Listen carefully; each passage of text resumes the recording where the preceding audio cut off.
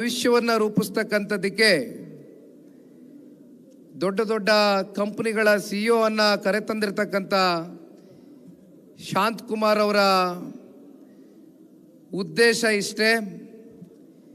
ಸಾಕಷ್ಟು ಜನ ಇವತ್ತು ವಿದ್ಯಾರ್ಥಿಗಳು, ನಾನು ಕೇಳ್ತಾ ಇದ್ದೆ ಎಷ್ಟು ಜನ ಅರ್ಜಿಗಳನ್ನ ಸ್ವೀಕಾರ ಮಾಡಿದ್ದೀರಿ ಬೆಳಗ್ಗೆಯಿಂದ ಅಂತ.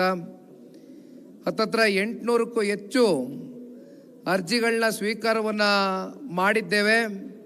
ಸಂಜೆ 7 ಗಂಟೆವರೆಗೂ ಕೂಡ ಸಾಕಷ್ಟು ಪ್ರತಿಷ್ಠಿತ ಕಂಪನಿಗಳ ಸಿಇಒಗಳು ಬಂದಿದ್ದಾರೆ. ನಾನೇ ಕೂತು ಸ್ವತಃ ವಿದ್ಯಾರ್ಥಿಗಳ ಬಾಳನ್ನು ಬೆಳಗ್ತಕ್ಕಂಥದ್ದಕ್ಕೆ, ಅವ್ರ ಜೀವನದಲ್ಲಿ ಅವರ ತಂದೆ ತಾಯಿ, ವಿಶೇಷವಾಗಿ ಅವರ ಪೋಷಕರು ಕಟ್ಟಿರ್ತಕ್ಕಂಥ ಕಷ್ಟ, ಅವರ ಜೀವನವನ್ನು ರೂಪಿಸಬೇಕು ಅಂತಕ್ಕಂಥದ್ದು, ಅವರು ಮಾಡಿರ್ತಕ್ಕಂಥ ತ್ಯಾಗ. ಬಹುಶಃ ಇಲ್ಲಿ ಇರ್ತಕ್ಕಂಥ ವಿದ್ಯಾರ್ಥಿಗಳು ಮೊದಲು ನಿಮ್ಮ ತಂದೆ ತಾಯಿ ನಿಮ್ಮ ಬಗ್ಗೆ ಏನು ಕನಸನ್ನು ಹೊತ್ತಿದ್ದಾರೆ, ನೀವು ಹುಟ್ಟಿನಿಂದನೂ ಇವತ್ತಿನವರೆಗೂ ನಿಮ್ಮನ್ನು ಸಾಕಿ ಸಲಹಿ ನೀವೇನೇ ವಿದ್ಯಾಭ್ಯಾಸವನ್ನು ಮಾಡ್ತೀರಾ ಅಂತಕ್ಕಂಥದ್ದನ್ನ ನಿಮ್ಮ ಮನಸ್ಸಿನಲ್ಲಿ ನೀವು ಬಯಸಿದಂಥ ಸಂದರ್ಭದಲ್ಲಿ ಅದನ್ನು ಅರ್ಥ ಮಾಡ್ಕೊಂಡು, ಮನೆಯಲ್ಲಿ ಎಷ್ಟೇ ಆರ್ಥಿಕವಾಗಿ ಸಂಕಷ್ಟಗಳಿದ್ರೂ ಕೂಡ ಎಲ್ಲವನ್ನ ಎದುರಿಸಿ ಮೆಟ್ ನಿಂತು ಇವತ್ತು ನಿಮ್ಮನ್ನು ಜೀವನದಲ್ಲಿ ಸ್ವಾವಲಂಬಿಗಳಾಗಿ ಇವತ್ತು ನೀವು ಬದುಕಬೇಕು ಅಂತಕ್ಕಂಥದ್ದು ನಿಮ್ಮ ಪೋಷಕರು, ನಿಮ್ಮ ತಂದೆ ತಾಯಿ ಮಾಡಿರ್ತಕ್ಕಂಥ ತ್ಯಾಗ. ನೀವು ಪ್ರತಿ ದಿನವೂ ಕೂಡ ಒಂದು ಕಡೆ ಭಗವಂತನನ್ನು ನೆನೆಸ್ಕೊಳ್ತಕ್ಕಂಥದ್ದು, ಮತ್ತೊಂದು ಕಡೆ ನಿಮ್ಮ ತಂದೆ ತಾಯಿಯನ್ನು ನೆನೆಸ್ಕೊಳ್ತಕ್ಕಂಥ ಒಂದು ಕೆಲಸವನ್ನು ಸದಾಕಾಲ ವಿದ್ಯಾರ್ಥಿಗಳು ಮಾಡಬೇಕು ಅಂತಕ್ಕಂಥದ್ದು ಈ ಸಂದರ್ಭದಲ್ಲಿ ಒಬ್ಬ ಯುವಕನಾಗಿ ಮೊದಲನೇದಾಗಿ ನೀವೆಲ್ಲರಿಗೂ ಕೂಡ ತಿಳಿಸ್ಲಿಕ್ಕೆ ಬಯಸ್ತೇನೆ. ಭಾರತ ದೇಶ ನಮ್ಮೆಲ್ಲರಿಗೂ ತಿಳಿದಿದ್ದಾಗೆ ಇವತ್ತು ಅತಿ ಹೆಚ್ಚು ಯುವಕರನ್ನು ಹೊಂದಿರತಕ್ಕಂಥ ದೇಶ. ನಮ್ಮ ದೇಶವನ್ನು ವಿಶ್ವದಲ್ಲೇ ನಂಬರ್ 1 ಸ್ಥಾನಕ್ಕೆ ತೆಗೆದುಕೊಂಡು ಹೋಗಬೇಕು ಅಂತಕ್ಕಂಥದ್ದಾದರೆ ಅದು ಯುವಕರಿಂದ ಮಾತ್ರ ಸಾಧ್ಯ ಅಂತಕ್ಕಂಥದ್ದು ಈ ಸಂದರ್ಭದಲ್ಲಿ ನಾನು ಗಟ್ಟಿಯಾಗಿ ನಂಬಿದ್ದೇನೆ. ಹಾಗಾಗಿ ಯುವ ಶಕ್ತಿ ಎಲ್ಲ ವಿಚಾರದಲ್ಲೂ ಕೂಡ ವಿಸ್ತಾರವಾಗಿ ಆಲೋಚನೆಯನ್ನು ಮಾಡಬೇಕು. ಒಂದು ದೂರದೃಷ್ಟಿಯನ್ನು ಇಟ್ಕೊಳ್ಳಿ, ಒಂದು ದೂರ ಕಲ್ಪನೆಯನ್ನು ಕಟ್ಕೊಳ್ಳಿ. ಕೇವಲ ನಾನು ITI ಓದಿದ್ದೇನೆ, ಇಂಜಿನಿಯರಿಂಗ್ ಮಾಡಿದ್ದೇನೆ, ಯಾವುದೋ ಒಂದು ಡಿಗ್ರಿ ಪದವಿಯನ್ನು ಪಡ್ಕೊಂಡಿದ್ದೇನೆ, ಅಷ್ಟೇ ನನ್ನ ಜೀವನ, ಒಂದು ಕೆಲಸವನ್ನು ತೆಗೆದುಕೊಳ್ಳೋಣ, ಒಂದು ಸಂಬಳವನ್ನು ತೆಗೆದುಕೊಂಡು ಮನೆಗೆ ಹೋಗಿ ನನಗೆ ಬರ್ತಕ್ಕಂಥ ಸಂಬಳದಲ್ಲಿ ನಾನು ಬದುಕನ್ನು ಕಟ್ಕೊಳ್ತೇನೆ ಅಂತಕ್ಕಂಥದ್ದು ಒಂದು ಭಾಗ. ಆದರೆ ಒಂದು ಕಿವಿ ಮಾತನ್ನು ಹೇಳಕ್ಕೆ ಬಯಸ್ತೇನೆ. ಇವತ್ತು ಅನೇಕ ಜನ ವಿದ್ಯಾರ್ಥಿಗಳಿದ್ದೀರಿ, ವಿಶೇಷವಾಗಿ ಪ್ರತಿಷ್ಠಿತ ಕಂಪ್ನಿಗಳ ಸಿಇಒಗಳು ಬಂದಿದ್ದಾರೆ. ಇವತ್ತು ಅವರೆಲ್ಲರನ್ನೂ ಕೂಡ ನೀವು ನೋಡಿದಾಗ ನಿಮ್ಮಲ್ಲಿ ಒಂದು ಛಲವನ್ನು ಉಟ್ಕೊಳ್ಬೇಕಾಗ್ತದೆ. ನೀವೇನು ಆಲೋಚನೆ ಮಾಡಬೇಕು, ನಾನು ಒಂದು ಕಂಪ್ನಿಯಲ್ಲಿ ಕೆಲಸವನ್ನು ತೆಗೆದುಕೊಂಡು ಹೋಗ್ತೀನಿ, ಒಂದು ಕೆಲಸ ಮಾಡ್ತೇನೆ, ಒಂದು ಸಂಬಳಕ್ಕೋಸ್ಕರ ದುಡಿತೇನೆ ಅಂತಕ್ಕಂಥದ್ದು ಒಂದು ಭಾಗ. ಯಾಕೆಂದರೆ ಮನುಷ್ಯ ಎಲ್ಲಾದರೂ ಒಂದು ಶುರು ಮಾಡಬೇಕು, ಒಂದು ಹೆಜ್ಜೆಯನ್ನು ಇಡಬೇಕು, ನೀವು ಹೆಜ್ಜೆಯನ್ನು ಇಡಿ.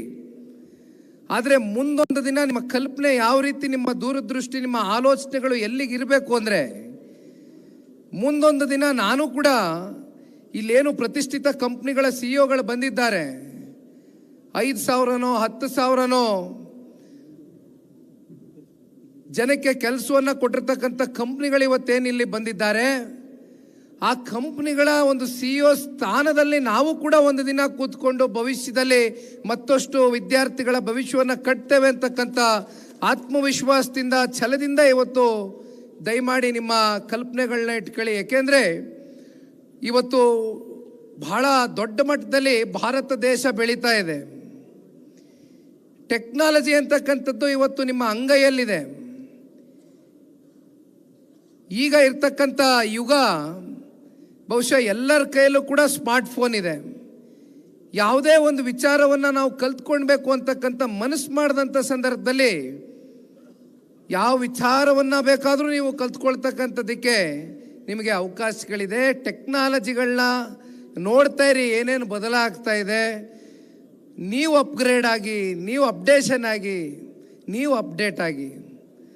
ಆಗ ಮಾತ್ರ ನಿಮ್ಮ ಆಲೋಚನೆಗಳು ದೊಡ್ಡ ಮಟ್ಟದಲ್ಲಿ ನಮ್ಮ ಭಾರತ ದೇಶವನ್ನು ಕಟ್ತಕ್ಕಂಥದ್ದಕ್ಕೆ ಯುವ ಶಕ್ತಿ ವಿಶೇಷವಾಗಿ ನಿಮ್ಮ ಶಕ್ತಿಯನ್ನು ಧಾರೆ ಎರಿತಕ್ಕಂಥದ್ದು ಮುಂದಿನ ದಿನಗಳಲ್ಲಿ ಆಗಬೇಕು ಅಂತಕ್ಕಂಥದ್ದು ಈ ಸಂದರ್ಭದಲ್ಲಿ ನಾನು ಎಲ್ಲರಿಗೂ ತಿಳಿಸ್ಲಿಕ್ಕೆ ಬಯಸ್ತೇನೆ.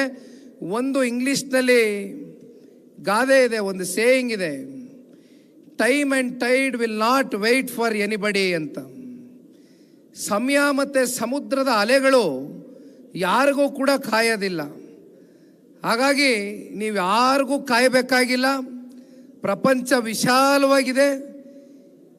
ನಮ್ಮ ತಂದೆ ತಾಯಿ ನನಗೆ ಆಸ್ತಿ ಮಾಡಿಲ್ಲ, ನನಗೆ ಆರ್ಥಿಕವಾಗಿ ನಾನು ಸದೃಢನಾಗಿಲ್ಲ, ನಾನು ಬರ್ತಕ್ಕಂಥ ಹಿನ್ನೆಲೆ ನಾನು ರೈತಾಪಿ ವರ್ಗಕ್ಕೆ ಸೇರಿರ್ತಕ್ಕಂಥವನು, ಮಧ್ಯಮ ವರ್ಗಕ್ಕೆ ಸೇರಿರ್ತಕ್ಕಂಥವನು, ಇವೆಲ್ಲ ನಿಮ್ಮ ತಲೆಯಿಂದ ತೆಗೆದುಬಿಡಿ.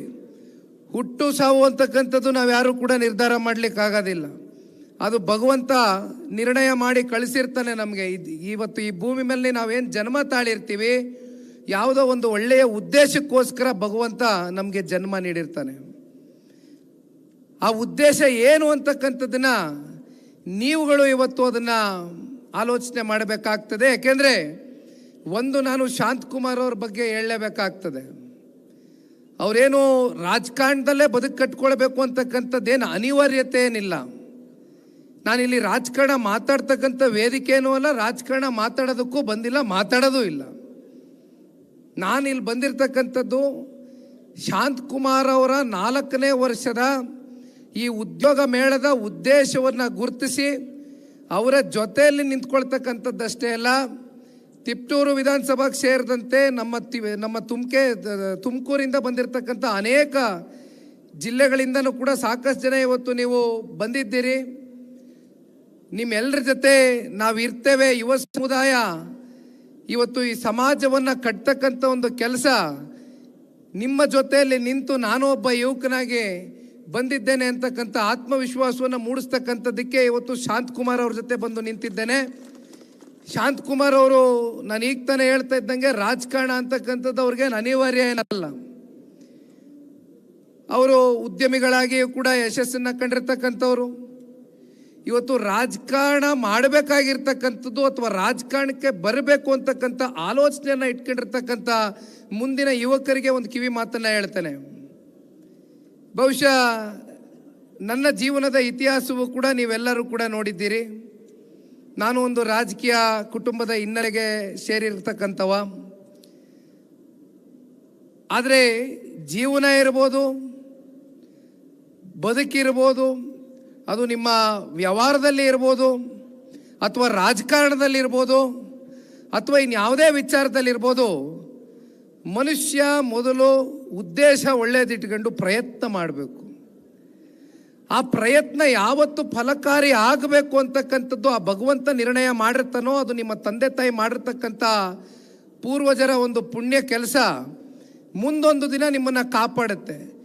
ಏನಪ್ಪ, ನಾನು ಇಷ್ಟೆಲ್ಲ ಕಷ್ಟಪಟ್ಟು ನಮ್ಮ ತಂದೆ ತಾಯಿ ನನ್ನ ಓದಿಸಿದ್ದಾರೆ, ಆದರೆ ನನ್ನ ಕೈಗೆ ಉದ್ಯೋಗ ಸಿಗ್ತಾ ಇಲ್ವಲ್ಲ, ನಾನು ಸ್ವಾವಲಂಬಿಗಳಾಗಿ ದುಡಿತಕ್ಕಂಥದ್ದಕ್ಕೆ ಎಲ್ಲ ರೀತಿ ತಯಾರಾಗಿ ಬಂದಿದ್ದೇನೆ, ಆದರೆ ನನ್ನನ್ನು ಈ ಸಮಾಜ ಗುರುತಿಸ್ತಾ ಇಲ್ವಲ್ಲ, ಯಾಕೆ ನಾನು ಹಿಂದುಳಿದು ಬಿಟ್ಟಿದ್ದೀನಿ, ನಾನು ಜೀವನದಲ್ಲಿ ಸೋತ್ಬಿಟ್ಟಿದ್ದೀನ ಅಂತಕ್ಕಂಥ ಯಕ್ಷ ಪ್ರಶ್ನೆಗಳು ನಿಮ್ಮಲ್ಲಿ ಪ್ರತಿನಿತ್ಯ ಕಾಡ್ತದೆ. ಏಕೆಂದರೆ ಇವತ್ತಿನ ಯುವಕರು ಅತ್ಯಂತ ಸೂಕ್ಷ್ಮ ಸ್ವಭಾವದ ಜೀವಿಗಳು. ದಯವಿಟ್ಟು ಒಂದನ್ನು ಅರ್ಥ ಮಾಡ್ಕೊಳ್ಬೇಕು, ಮನುಷ್ಯ ಒಂದೇ ಸಲ ಉತ್ತುಂಗಕ್ಕೆ ಹೋಗ್ಬಿಟ್ರೆ ನಿಜವಾದ ಕಷ್ಟ ಏನು ಅಂತಕ್ಕಂಥದ್ದು ಮನುಷ್ಯನಿಗೆ ಅರ್ಥ ಆಗಲಿಕ್ಕಿಲ್ಲ. ಹಾಗಾಗಿ ಯಾವಾಗಲೂ ಕೂಡ ನೀವು ಎಡವಿ ಬಂದಾಗ ಜೀವನ ಏನು, ಜೀವನದಲ್ಲಿ ನಾವು ಯಾವ ರೀತಿ ಆಲೋಚನೆಗಳನ್ನ ಮಾಡಬೇಕು, ಯಾವ ರೀತಿ ನಮ್ಮ ಬದುಕನ್ನು ಕಟ್ಕೊಳ್ಬೇಕು, ನಾವು ಮಾಡಿರ್ತಕ್ಕಂಥ ತಪ್ಪುಗಳೇನು, ಮುಂದೆ ಅದನ್ನು ಯಾವ ರೀತಿ ನಾವು ಸರಿಪಡಿಸ್ಕೊಳ್ಬೇಕು ಅಂತಕ್ಕಂಥದ್ದು ನಿಮ್ಮ ಅಕ್ಕಪಕ್ಕದಲ್ಲಿ ಕೂತಿರ್ತಕ್ಕಂಥ ನಿಮ್ಮ ಸ್ನೇಹಿತರಾಗಲಿ ಅಥವಾ ನಿಮ್ಮ ವಿದ್ಯಾಭ್ಯಾಸವನ್ನು ಪೂರೈಸ್ತಕ್ಕಂಥದ್ದಕ್ಕೆ ನಿಮ್ಮ ಟೀಚರ್ಸ್ಗಳು ನಿಮ್ಮ ಜೊತೆಯಲ್ಲಿ ನಿರಂತರವಾಗಿ ಏನು ನಿಂತಿರ್ತಾರೆ, ಅದೆಲ್ಲವೂ ಕೂಡ ಪುಸ್ತಕದಲ್ಲಿ ಇರ್ತಕ್ಕಂಥ ಅಂಶದ ಬಗ್ಗೆ ನಿಮಗೆ ಪಾಠ ಮಾಡಿರ್ತಾರೆ ಹೊರತುಪಡಿಸಿ ಜೀವನದ ಪಾಠವನ್ನು ಕಲಿತಕ್ಕಂಥದ್ದಕ್ಕೆ ಪ್ರಾಕ್ಟಿಕಲಿ ಅದು ನೀವೇ ಮೆಟ್ಟು ನಿಲ್ಬೇಕಾಗ್ತದೆ. ಹಾಗಾಗಿ 100ಕ್ಕೆ 100 ಮನಸ್ಸಿನಲ್ಲಿ ವಿಶ್ವಾಸ ಇಟ್ಕೊಳ್ಳಿ. ಇವತ್ತು ಬಹುಶಃ ನಮ್ಮ ಮನೆಯಲ್ಲೇ ಒಂದು ಉದಾಹರಣೆ ಇದೆ, ಅದು ಇಡೀ ದೇಶಕ್ಕೆ ಗೊತ್ತಿದೆ, ರಾಜ್ಯಕ್ಕೆ ಗೊತ್ತಿದೆ. ಒಬ್ಬ ರೈತರ ಮಗ ಕೆಂಪುಕೋಟೆ ಮೇಲೆ ಏಕೈಕ ಕನ್ನಡಿಗ ಬಾವುಟವನ್ನು ಆರಿಸಿ ಪ್ರಧಾನಮಂತ್ರಿಗಳಾಗ್ತಾರೆ ಅಂತಕ್ಕಂಥದ್ದಾದರೆ ಬಹುಶಃ ಇದಕ್ಕಿಂತ ಉದಾಹರಣೆ ನಮ್ಮ ರಾಜ್ಯದಲ್ಲಿ ಮತ್ತೊಂದಿಲ್ಲ. ಹಾಗಾಗಿ ಏನಪ್ಪ ನನಗೆ ಭಗವಂತ ನನಗೇನು ಕೊಡಲಿಲ್ವಲ್ಲ ಅಂತಕ್ಕಂಥದ್ದು ಯಾರು ಕೂಡ ತಲೆಯಲ್ಲಿ ಒಂದು ಕ್ಷಣನೂ ಕೂಡ ಆಲೋಚನೆ ಮಾಡಬೇಡಿ. ನಿಮ್ಮ ಪ್ರಯತ್ನಕ್ಕೆ 100ಕ್ಕೆ 100ರಷ್ಟು ಆ ಭಗವಂತ ನೋಡ್ತಾ ಇರ್ತಾನೆ. ನಿಮ್ಮ ಉದ್ದೇಶಗಳು, ನಿಮ್ಮ ಆಲೋಚನೆಗಳು, ನಿಮ್ಮ ಕಲ್ಪನೆಗಳು ಸರಿ ಇದ್ದಂಥ ಸಂದರ್ಭದಲ್ಲಿ 100ಕ್ಕೆ 100ರಷ್ಟು ಆ ಭಗವಂತ, ನಿಮ್ಮ ತಂದೆ ತಾಯಿ ನಿಮ್ಮನ್ನು ದಡ ಮುಟ್ಟಿಸ್ತಾರೆ, ದಡ ಸೇರ್ತೀರಾ ಅಂತಕ್ಕಂಥ ಆತ್ಮವಿಶ್ವಾಸದಿಂದ ದಯಮಾಡಿ ನೀವು ಯಾರು ಕೂಡ ಕುಗ್ತಕ್ಕಂಥ ಒಂದು ವಿಷಯಕ್ಕೆ ಹೋಗಬೇಡಿ. ಯಾಕೆಂದರೆ ಪ್ರತಿನಿತ್ಯ ನಾನು ನೋಡ್ತೇನೆ, ನಮ್ಮ ತಂದೆಯವ್ರ ಹತ್ರ ಸಾವಿರಾರು ಅರ್ಜಿಗಳಿದೆ. ಇವತ್ತು ಲೆಕ್ಕವಿಲ್ಲದೆ ಇರೋಷ್ಟು ಅರ್ಜಿಗಳಿದೆ. ನಾನು ಈಗ ತಾನೇ ಮಾತಾಡ್ಬೇಕಾದ್ರೆ ಹೇಳ್ತಾ ಇದ್ರೆ, ಕಷ್ಟಪಟ್ಟು ಸಾಲ ಸೋಲ ಮಾಡಿ ನಿಮ್ಮ ತಂದೆ ತಾಯಿ ಓದಿಸಿರ್ತಾರೆ. ನೀವು ಸ್ವಾಭಿಮಾನಿಗಳು, ಸ್ವಾಭಿಮಾನದ ಬದುಕನ್ನು ನೋಡಬೇಕು ಅಂತಕ್ಕಂಥದ್ದು ನಿಮ್ಮಲ್ಲಿ ಅಪೇಕ್ಷೆಗಳಿದೆ, ಅಭಿಲಾಷೆಗಳಿದೆ. ಆದರೆ ಎಲ್ಲೋ ಒಂದು ಕಡೆ ಇವತ್ತು ಮತ್ತೆ ನಾನು ರಾಜಕೀಯ ಅಂತಕ್ಕಂಥದ್ದನ್ನ ಹೊರತುಪಡಿಸಿ ಹೇಳ್ತೇನೆ, ಯಾವುದೇ ಸರ್ಕಾರಗಳಿರಲಿ ಅಥವಾ ಮುಂಬರ್ತಕ್ಕಂಥ ಯಾವುದೇ ನಾಯಕರುಗಳಿರಲಿ, ಮುಂದಿನ ಭವಿಷ್ಯದ ಪೀಳಿಗೆಯ ದೃಷ್ಟಿಯಿಂದ ಒಂದಷ್ಟು ನಿರ್ಣಯಗಳು, ಒಂದಷ್ಟು ತೀರ್ಮಾನಗಳನ್ನ ತೆಗೆದುಕೊಳ್ಬೇಕು ಹೋಗಬೇಕಾಗ್ತದೆ. ಒಂದು ಸನ್ಮಾನ್ಯ ಕುಮಾರಣ್ಣವರಲ್ಲಿದ್ದಂಥ ಒಂದು ಆಲೋಚನೆ ಅದು ಜಾರಿಗೆ ಬರಲಿಲ್ಲ. ಅದು ಅಲ್ಲಿಂದ ಅಲ್ಲಿಗೆ ಅವರ ಅಧಿಕಾರ ಕಳ್ಕೊಳ್ತಾ ಇದ್ದಂಗೆ ಅದು ಮೂಲೆ ಗುಂಪಾಯಿತು. ಆ ಯೋಜನೆ ಏನು? ಆ ಯೋಜನೆ ಅಂದರೆ ಇಂಡಸ್ಟ್ರೀಸ್ ಬಗ್ಗೆ ಶಾಂತಕುಮಾರ್ ಅವರು ಮಾತಾಡ್ತಾ ಇದ್ರು. ಸನ್ಮಾನ್ಯ ಕುಮಾರಣ್ಣವರು 9 ಇಂಡಸ್ಟ್ರಿಯಲ್ ಕ್ಲಸ್ಟರ್ಸ್ನ ಈ ರಾಜ್ಯದಲ್ಲಿ ಪ್ರಾರಂಭ ಮಾಡಬೇಕು ಅಂತ ಅಂದ್ಕೊಂಡ್ರು. ಇಂಡಸ್ಟ್ರಿಗಳು ಸ್ಥಾಪನೆ ಆದಂಥ ಸಂದರ್ಭದಲ್ಲಿ ಇವತ್ತು ಸೆಮಿಕಂಡಕ್ಟರ್ ಬಗ್ಗೆ ಶಾಂತಕುಮಾರ್ ಅವರು ಬಹಳ ಚೆನ್ನಾಗಿ ವಿವರಣೆಯನ್ನು ಕೊಟ್ಟಿದ್ದಾರೆ. ನಮ್ಮ ದೇಶದ ಗೌರವಾನ್ವಿತ ಪ್ರಧಾನಮಂತ್ರಿಗಳು ಭಾರತ ದೇಶ ಮತ್ತೊಂದು ದೇಶದ ಮೇಲೆ ನಾವು ಅವ್ರ ಮೇಲೆ ನಂಬಿಕೊಂಡು ಬದುಕಬಾರ್ದು, ನಾವು ಸ್ವತಂತ್ರವಾಗಿ ವಿಕಸಿತ ಭಾರತವನ್ನು ಮುಂದಿಟ್ಕೊಂಡು ಇಲ್ಲಿಯೇ ಎಲ್ಲವನ್ನ ಮಾಡ್ತಕ್ಕಂಥ ಇನ್ಫ್ರಾಸ್ಟ್ರಕ್ಚರ್ನ ಪ್ರಾವಿಷನ್ ಮಾಡಬೇಕು ಅಂತಕ್ಕಂಥ ಕಲ್ಪನೆಯನ್ನು ಇಟ್ಕೊಂಡು ಹೊರಟಿದ್ದಾರೆ. ಇವತ್ತು ಒಂದು ಸೆಮಿಕಂಡಕ್ಟರ್ನ ಕಂಪ್ನಿ ಇವತ್ತೇನಾದರೂ ಇಲ್ಲಿ ಬರಬೇಕು ಅಂತಕ್ಕಂಥದ್ದಾದರೆ ಅದಕ್ಕೆ ಬೇಕಾಗಿರ್ತಕ್ಕಂಥದ್ದೇನೋ ನಿಮ್ಮೆಲ್ಲರಿಗೂ ತಿಳಿದ ಮಟ್ಟಕ್ಕೆ ಮೂಲಭೂತ ಸೌಕರ್ಯಗಳು.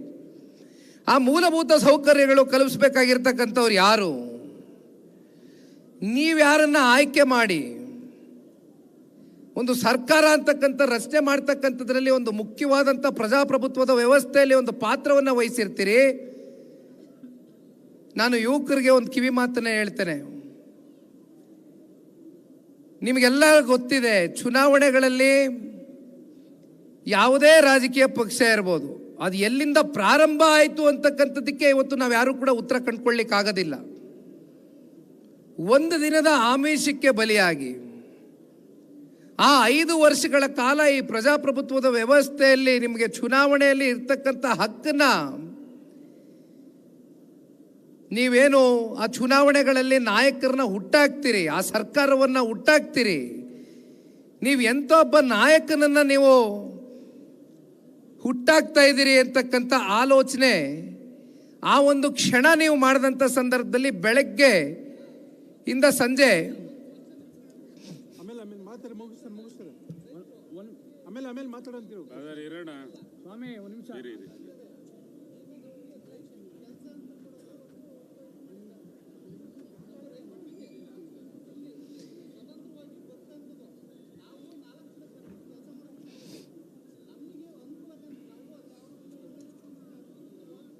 ಇಲ್ಲಿ ನಮ್ಮ ರೈತರ ಬಗ್ಗೆ ನಿಮ್ಮ ಬಗ್ಗೆನೇ ಮಾತಾಡ್ತೀನಿ ಅಣ್ಣ.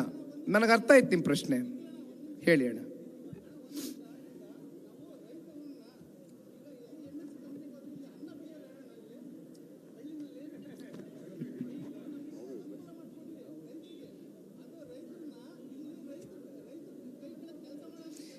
ಇಲ್ಲ, ಅವ್ರು ಹೇಳ್ತಾ ಇರೋ ಪ್ರಶ್ನೆ ನನಗೆ ಅರ್ಥ ಆಯ್ತು. ಬಹಳ ಒಳ್ಳೆ ಪ್ರಶ್ನೆನೇ ಕೇಳಿದ್ಯಣ್ಣ, ಉತ್ತರ ಕೊಡ್ತೀನಿ ಅಣ್ಣ. ನನಗೆಲ್ಲ ಅರ್ಥ ಆಗೋಯ್ತು, ನಿನ್ನ ಪ್ರಶ್ನೆ ಅರ್ಥ ಆಯ್ತು. ಬರ್ತೀನಿ ನಿನ್ನ ಪಾಯಿಂಟ್ಗೆ.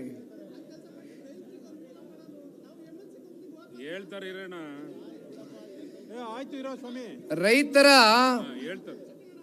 ಮಗ ರೈತರಾಗಿ ಒಂದು ಒಳ್ಳೆ ಪ್ರಶ್ನೆಯನ್ನ ಇಟ್ಟಿದ್ದಾರೆ. ರೈತರ ಮಕ್ಕಳು ಕಂಪ್ನಿಗಳಿಗೆ ಹೋಗಿ ಕೆಲಸ ಮಾಡಬೇಕು ಅಂತಕ್ಕಂಥ ಅನಿವಾರ್ಯತೆಯನ್ನು ಸೃಷ್ಟಿ ಮಾಡಬೇಡಿ. ರೈತರಿಗೆ